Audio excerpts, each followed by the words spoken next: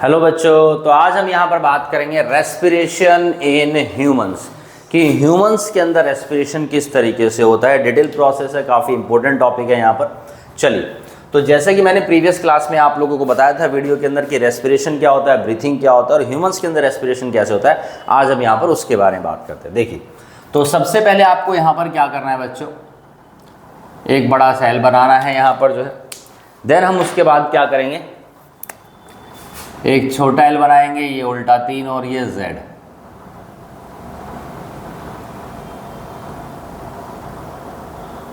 चलिए,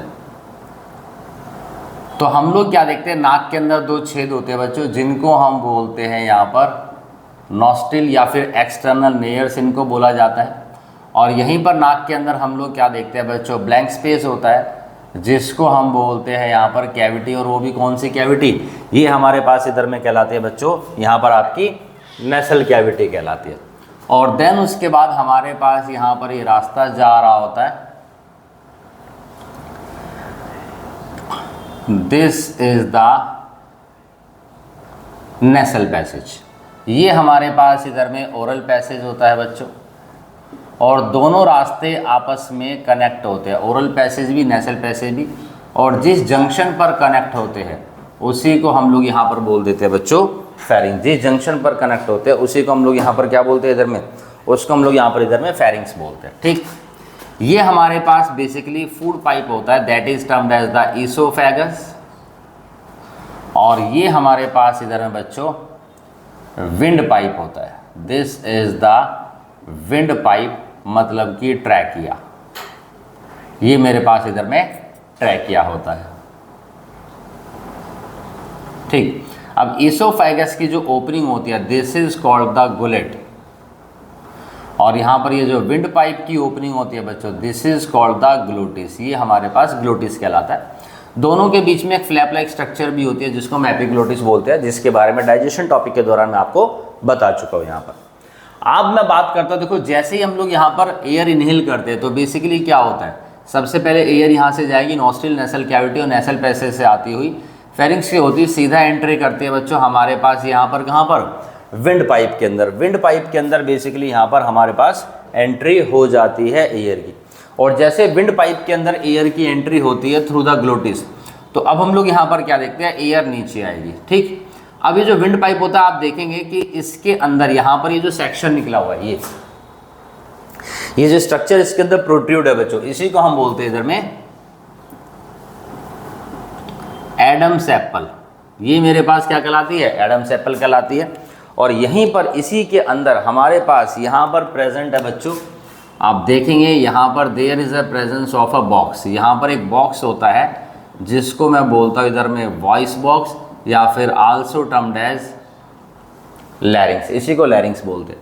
और जब हवा जाती है तो इसके अंदर यहाँ पर ये तार होते हैं बच्चों, जिनको मैं बोलता हूँ इधर में वोकल कॉर्ड्स। हवा जाती है, ये तार झंझनाते हैं और उसके कारण यहाँ पर क्या होता है, देखो वाइब्रेशन क्रिएट हो रही है। अब इसमें इस एक वोकल कॉर्ड्स के अंदर डिस्टर्बेंस क्रिएट कर रहा हूँ, जिसकी वजह से साउंड ऐसा था हमारे पास। यहाँ पर कोई दिक्कत नहीं है, एयर नीचे जा रही है। ठीक है, अब देखो आप लोगों ने बच्चों कभी ज़िंदगी में पानी तो पिया ही होगा, नारियल पानी।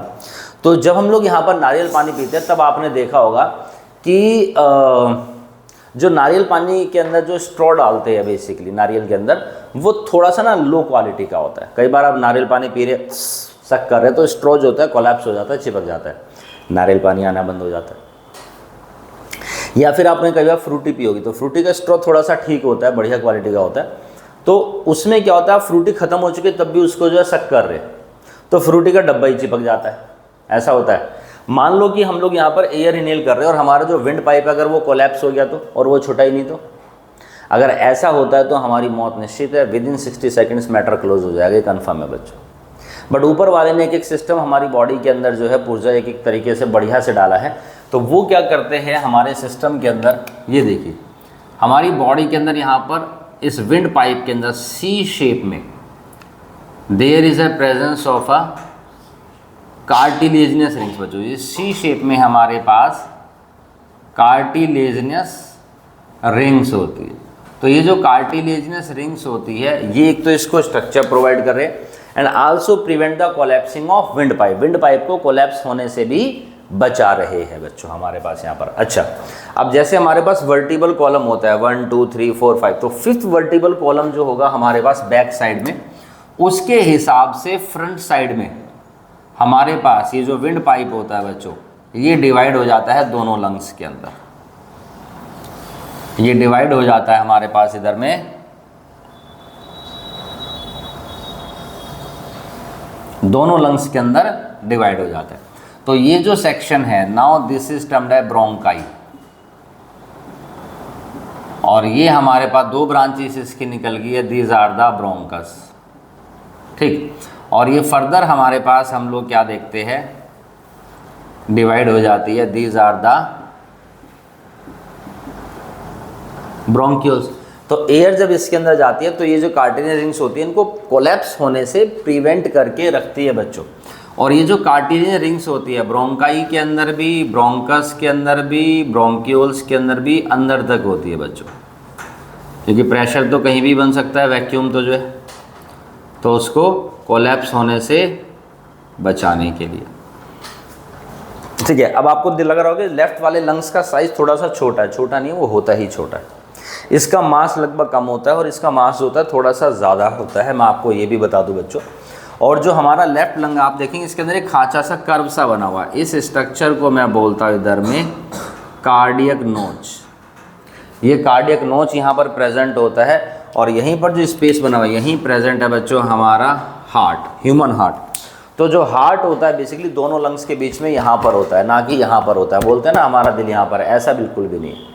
मूवीज़ में, सॉन्ग्स में जो है दिल यहाँ पर है, गाना ही गलत बना हुआ है। ठीक है जी, दिल हमारा बेसिकली यहाँ पर होता है, दोनों लंग्स के बीच में सेंटर में। हाँ, लेफ्ट साइड को थोड़ा सा टिल्टेड होता है, लेफ्ट साइड में थोड़ा सा झुका हुआ होता है, ये हमारा यहाँ पर हार्ट है। तो इस वजह से भी लेफ्ट लंग्स का साइज थोड़ा छोटा होता है, और यहाँ पर स्टमक होता है तो थोड़ा सा ऊपर को भी होता है, इसका पोजीशन थोड़ी नीचे है, ये पोजीशन थोड़ी सी ऊपर होती है। इसी वजह से अब हमारे पास क्या होता है, लंग्स के अंदर ना लोब्स होती है। तो हमारा जो लेफ्ट लंग है उसके अंदर हम लोग यहाँ पर क्या देखते हैं, दो लोब्स होती है बच्चों। यहाँ पर ये लाइनिंग है जिसको मैं बोलता हूँ इधर में ऑब्लिक फिशर, और ये हमारे लंग्स को दो पार्ट्स में डिवाइड कर रही है। This is the upper lobe, और ये वाली है हमारे पास इधर में बच्चों मिडिल लोब। एक अपर लोब हो गई है हमारे पास, और एक हमारे पास इधर में मिडिल लोब हो गई है बच्चों। ठीक, जबकि राइट लंग्स के अंदर हम लोग यहाँ पर क्या देखते हैं, 3 लोब्स प्रेजेंट होती है, 1 2 3, यहाँ पर 3 लोब्स है, अपर लोब, मिडिल लोब और लोअर लोब होती है। अब आपको बताओ जो ब्रोंक्यूल्स है इस साइड, देखो जो मेरा राइट है डायग्राम में वो लेफ्ट होता है, और जो मेरा लेफ्ट है डायग्राम में वो राइट साइड होता है। तो मैं आपको बता दूं कि राइट साइड में हम लोग क्या देखते हैं, हमारी जो ब्रोंक्यूल्स है उसकी 3 ब्रांचेस होती है। एक हमारे पास यहाँ पर ओपन हो जाएगी, एक हमारे पास यहाँ पर ओपन हो जाएगी, और ये हमारे पास इस वाले लोब के अंदर ओपन हो जाती है बच्चों। और इनके अंदर भी फर्दर हम लोग यहाँ पर क्या देखते हैं बच्चों, डिवीज़न होता है इस तरीके से। और ये जो हमारे पास डिवीज़न होता है, अगर हम बात करते हैं इसके बारे में, अब यहाँ पर प्रेजेंट है, देखिए दीज आर दी, ये एल्वियोलाई प्रेजेंट होती है बच्चों। ठीक है, यहाँ पर हमारे पास 2 ही ब्रांचेस होती है, एक यहाँ पर है और एक इस वाली लोब में, नीचे वाली लोब में ये चली जाएगी बच्चों इस तरीके। और यहाँ पर भी हमारे पास ये एल्वियोलाई। इस एल्वियोलाई को जूम करके बाहर निकालता हूँ तो मैं आपको बता दूँ कि जो एल्वियोलाई होती है इनकी आउटर लेयर बनी होती है बेसिकली मेरे पास सिंपल एपिथेलियल टिश्यू की। ये बनी होती है सिंपल स्क्वैमस एपिथेलियल टिश्यू की, जो काफ़ी थिन होती है। और इसका सिग्निफिकेंस क्या होता है कि जब एयर यहाँ पर इन एल्वियोलाई के अंदर भर जाती है बच्चों, तो बेसिकली ये क्या होती है, ये परमेबल होती है किस चीज़ के लिए, गैसेस के एक्सचेंज के लिए। एयर यहाँ पर फिल हो गई है बट इसके अंदर से O2 CO2 हमारे पास बहुत ईजिली ट्रांसफ़र हो जाती है। अब एल्वियोलाई के बाहर हमारे पास यहाँ पर क्या प्रेजेंट है बच्चों, ब्लड वेसल्स है। ये हमारे पास ब्लड वेसल है, और ये जो ब्लड वेसल होती है बच्चों इसके अंदर प्रेजेंट है क्या, ब्लड। ये देखो ब्लड प्रेजेंट है, और ब्लड के अंदर ही प्रेजेंट होती है हमारे पास यहाँ पर इधर में ब्लड सेल्स। और ब्लड सेल्स के अंदर प्रेजेंट है कौन सी सेल बच्चों, RBC। और RBC के अंदर प्रेजेंट होता है HB, मतलब कि हीमोग्लोबिन। जब मैं हीमोग्लोबिन के बारे में बात करता हूँ बच्चों, देखो ये क्या है, हीमोग्लोबिन। तो देखो जी एक कार्टून आता था सीरियल पहले, ही मैन। तो ही मैन मतलब कि, और जो हमारे फिल्म इंडस्ट्री के अंदर बॉलीवुड में धर्मेंद्र है उनको भी ही मैन बोला जाता था। तो ही मैन मतलब कि हीमो से वर्ड ड्राइव किया, क्योंकि आयरन की ओर का नाम होता है हेमेटाइट, और हेमेटाइट से ही हीमो वर्ड ड्राइव किया गया। तो हीमो मतलब कि आयरन, ठीक है जी, आयरन मैन। तो बेसिकली Fe, और ग्लोबिन क्या होता है हमारे पास, प्रोटीन। तो हीमोग्लोबिन क्या है, बेसिकली हीमोग्लोबिन मेरे पास यहाँ पर एक आयरन कंटेनिंग प्रोटीन पिगमेंट होता है, और एक हीमोग्लोबिन के अंदर इतनी ताकत होती है कि वो यहाँ से एयर में से ऑक्सीजन को डिराइव कर लेता है। एक हीमोग्लोबिन ऑक्सीजन के 4 मॉलिक्यूल को खींच लेता है बच्चों, एक हीमोग्लोबिन ऑक्सीजन के 4 मॉलिक्यूल को खींच लेता है। और कैसे, देखो इसके अंदर यहाँ पर प्रेजेंट होता है मेरे पास आयरन, यहाँ पर हमारे पास इधर में आयरन मॉलिक्यूल प्रेजेंट होता है, Fe प्रेजेंट है। तो due to the presence of Fe यहाँ पर हम लोगों ने क्या देखा कि ये ऑक्सीजन को क्या कर लेता है, एल्वियोलाई में से खींच लेता है।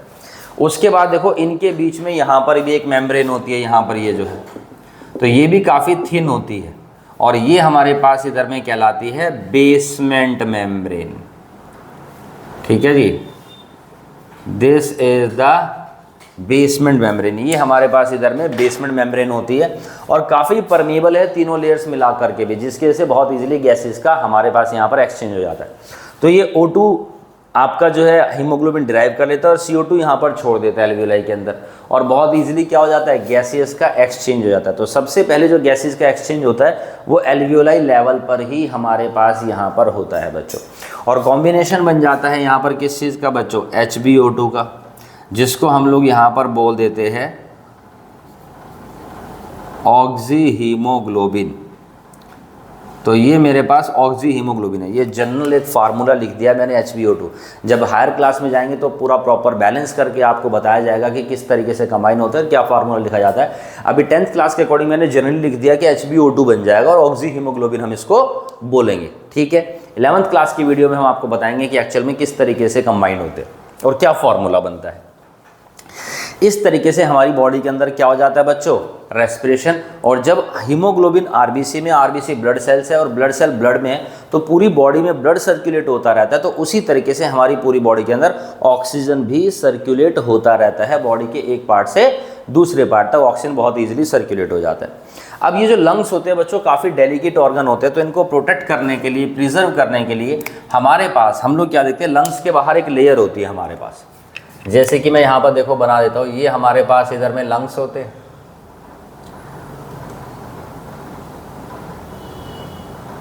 तो लंग्स काफ़ी डेलिकेट ऑर्गन होते हैं। तो लंग्स के बाहर एक प्रोटेक्टिव लेयर होती है,